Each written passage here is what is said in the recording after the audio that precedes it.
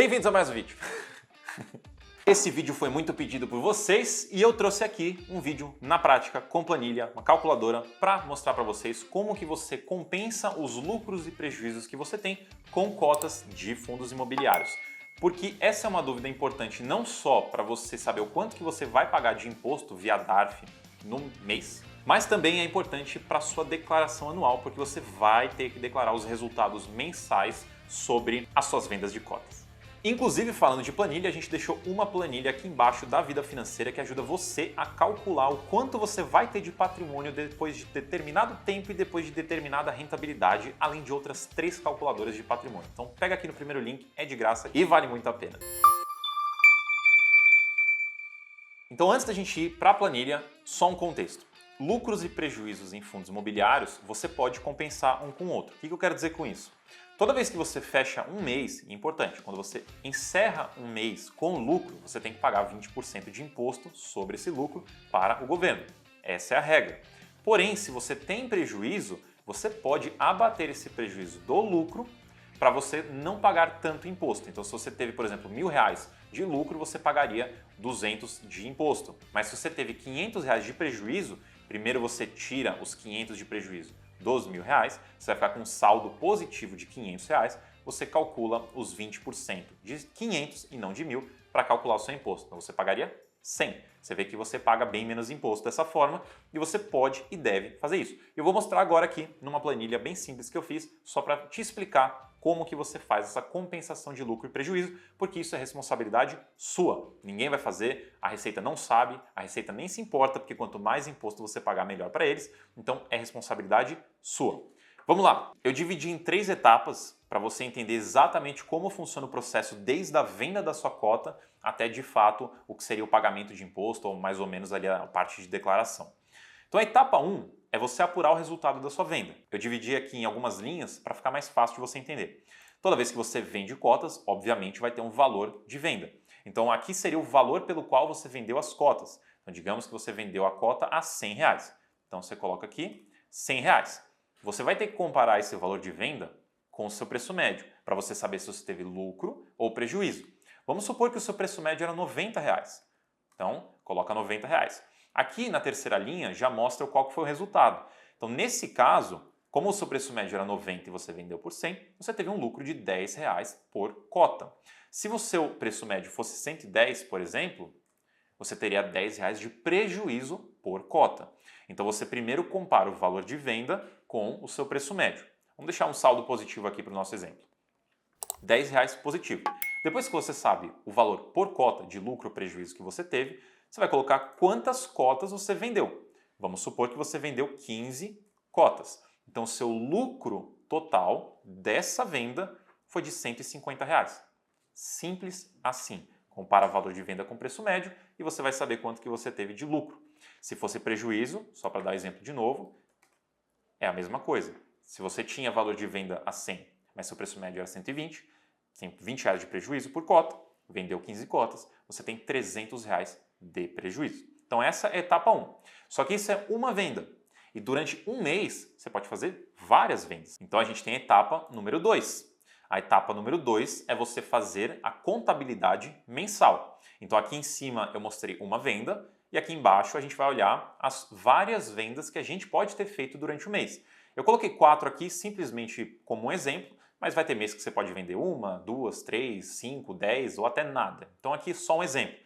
Então você vai fazer para cada uma das vendas que você fez no mês, esse cálculo aqui em cima que eu já ensinei, você vai colocar o resultado de cada uma e você vai somar. É só isso. Então se na venda número 1, vamos usar o mesmo exemplo de cima, você ficou com 300 negativo, se você só fizer essa uma venda no mês, então beleza, seu resultado do mês é 300 negativo. Mas você pode ter vendido e tido R$1.000 de lucro. Então olha como o nosso total do mês vai mudando. Depois você foi lá e teve mais 500 de lucro, mas depois você perdeu R$600. Então você nas 4 vendas teve cada um desses resultados e no final do mês você vai somar tudo e vai chegar no final do mês, no total do mês, R$600 de lucro. Aí sim, em cima desse valor, você vai ver se você tem DARF ou não. Se for um valor positivo, tem DARF, você precisa pagar 20% sobre esse valor. Se for negativo, por exemplo, a gente pode fazer aqui que você teve um prejuízo de 1.000, então Como é prejuízo, prejuízo não tem DARF, você não tem o que pagar de imposto. Aí sim, este é o valor que você vai carregar para compensar em um futuro mês que você tiver lucro. Mas como que funciona isso? Aí a gente vai para a etapa número 3. Essa parte é a parte que a gente vai compensar os meses. Então eu vou usar aqui em janeiro como se fosse esse resultado aqui de cima, de menos 1.400. Ou seja, a gente teve um prejuízo de 1.400 no mês de janeiro. Olha que interessante. Eu coloquei aqui na coluna de acumulado, que seria mais ou menos o valor que você está ou não carregando. A terceira coluna seria se você deve ou não pagar DARF, só para ilustrar para vocês se você vai ter que pagar ou não. Note como o valor acumulado de prejuízo ele vai sendo carregado para todos os próximos meses. Então, se eu terminasse o ano só com esse único prejuízo em janeiro, então eu vou carregar ele até o fim do ano, vai virar o ano, continuo carregando ele. Mas vamos supor que você fez algumas outras vendas durante o mês. Então, de novo, essa aqui é a etapa 3. Lembrando que para cada venda você tem a etapa 1, para cada mês você pode ter várias vendas, que é a etapa 2, e daí durante o ano você tem vários meses e você vai colocando todos os resultados de cada mês aqui. Vamos supor que em fevereiro você não fez nada, então você simplesmente deixa zerado. Aí em março você teve um baita lucro, vamos colocar R$5.000 de lucro.